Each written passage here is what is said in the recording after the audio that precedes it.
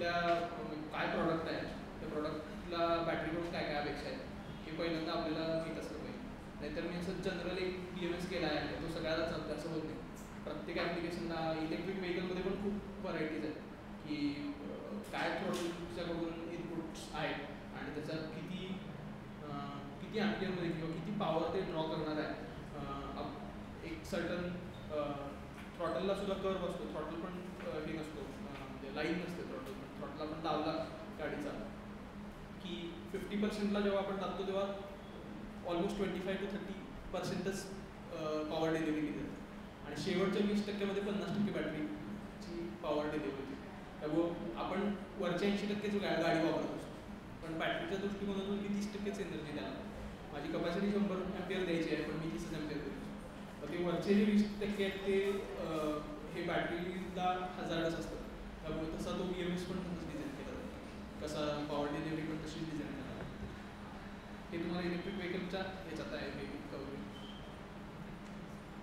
तर मग आता हे सगळे झाले BMSचे. BMS डिझाईन करताना कसं करायचं आणि हे जनरल प्रॅक्टिसेस म्हणूया की आत्तापर्यंत केलं जातं आणि हे युजली फॉलोड आहे. एक टिपिकल 300 वोल्टची एक बॅटरी आहे. त्याच्यात तुम्हाला वरती जो डिस्प्ले दिसतोय ना त्याला मास्टर बसवलेला असतो BMS. हे खालती स्टेव्स आहेत, हे आय थिंक 24 वोल्टचे 4 स्टेव्स आहेत, सॉरी 48 वोल्टचे 4 स्टेव्स आहेत. आणि मग ते कट ऑफ देण्यासाठी हा एकदम प्रिमिटिव्ह म्हणूया आपण BMS आहे, एकदमच बेसिक BMS, ज्याला खालती रिलेज बसवले चालू बंद करण्यासाठी 2 रिले फ्यूज आहेत आणि टेम्परेचर सेन्सर्स असतात. प्रत्येक सेलला तो टेम्परेचर सेन्सर लावायचा असतो आणि त्याचा पण डेटा त्याला दिला जातो. तर ह्याच्यामध्ये डिस्प्लेवरती SOC, SOH हे सगळं दाखवलं जातं आणि ह्याचा बॅलन्सिंग फंक्शन पण आहे. हा जो खालती जो दिसतोय तो त्याचा बॅलन्सर आहे, नाही सॉरी BMSमध्येच आहे त्याला बॅलन्सिंग फंक्शन. ते जेव्हा फॉर एक्झाम्पल आता हा स्पेसिफिक BMS हा लिथियम फेरोफॉस्फेट बॅटरीसाठी.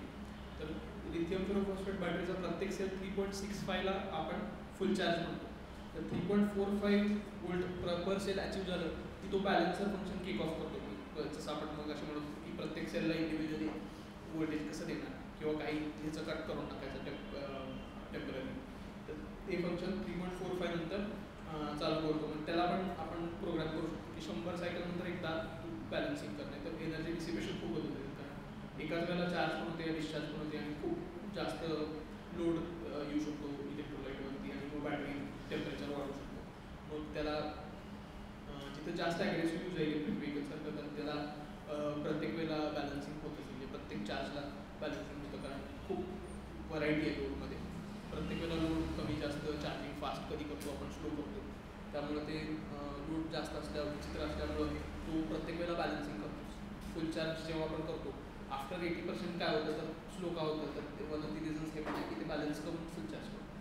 म्हणजे प्रत्येक वेळेला तुम्हाला त्याचा परफॉर्मन्स सेम मिळतो, सिमिलर मिळतो आणि ऑप्टिमल रेंजमध्ये. सायकलमध्ये जर 80-20 आहे की 100-0 आहे? सायकलचं बोलायचं तर फुल चार्ज 100 करायचं की 80 करायचं? फुल चार्ज 100. जेव्हा मी 100% म्हणतोय तेव्हा मी अलाउएबल SOCच्या 100%, म्हणजे माझा BMS अलाउ करतोय त्याला मी 100 म्हणतोय. SOC 100 म्हणजे फॉर एक्झाम्पल आता लिथियम फेरोफॉस्फेट आता आपण म्हणत होतो 3.65ला मी कट करतोय डेलिव्हरेटली, BMS माझा कट करतोय. तो जो आहे तो 100% मी अज्युम करतो. बॅटरी मी चार्ज किती करू शकतो, मे बी 3.8 चार्ज करू शकतो, बट मी ते अलाउ करत नाही आहे. BMSला 3.65 आणि खालती 2.7 हे 2 कट देतात आणि यालाच मी 100% म्हणतोय आणि हेच मोजतो.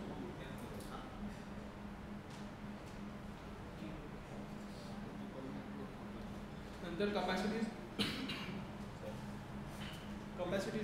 कशा मोजायच्या?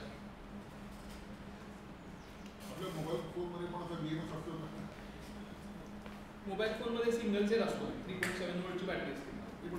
BMS त्याच्या सर्किटमध्येच असतो, म्हणजे चार्जिंग डिस्चार्जिंगचा कट करतो.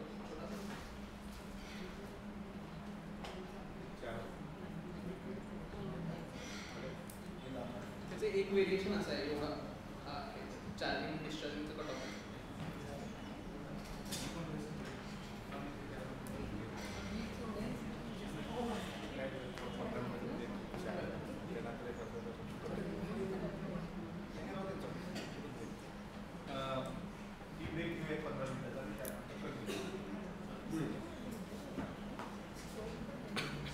नंतर राहिलेला पोर्शन आणि प्रॅक्टिकल काय असेल ते करू.